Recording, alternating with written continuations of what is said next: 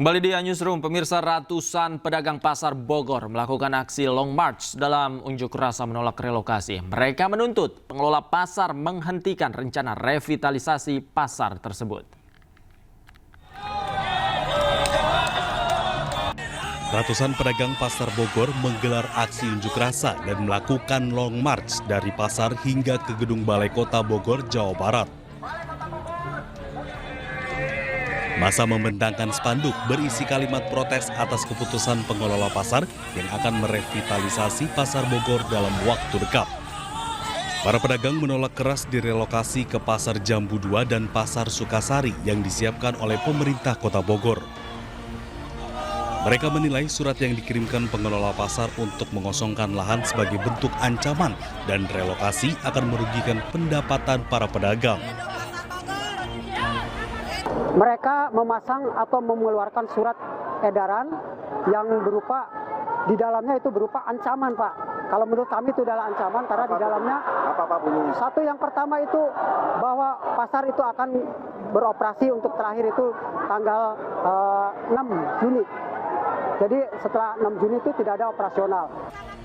Sementara Pemkot Bogor menyebut langkah relokasi diambil untuk meningkatkan pelayanan karena area pasar akan segera dikosongkan untuk dilakukan pemugaran.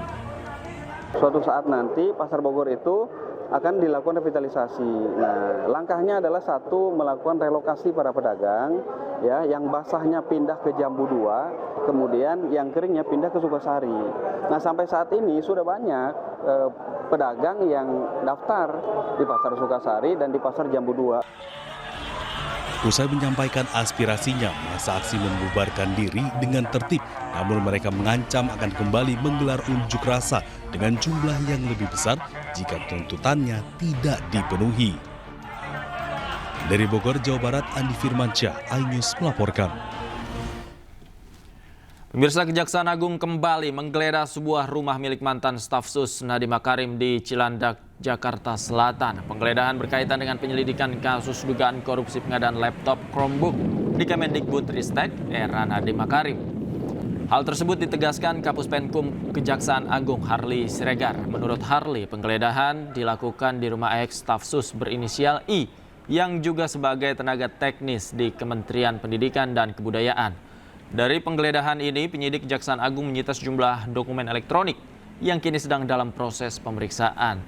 Dugaan korupsi pada pengadaan laptop Chromebook di Kementerian Pendidikan dan Kebudayaan menelan anggaran hingga 9,9 triliun rupiah. Mungkin ya, sehingga dilakukan penggeledahan di daerah Jakarta Selatan dan ditemukan barang bukti elektronik, ya, ada HP, ada laptop, dan semua itu tentu sedang dibaca oleh penyidik.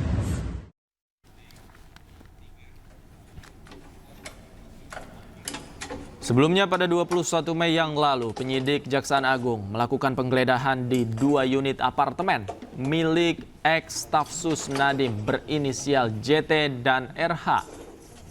Dalam penggeledahan tersebut, penyidik menyita sejumlah alat bukti. BBM-nya ambil, laptop ambil.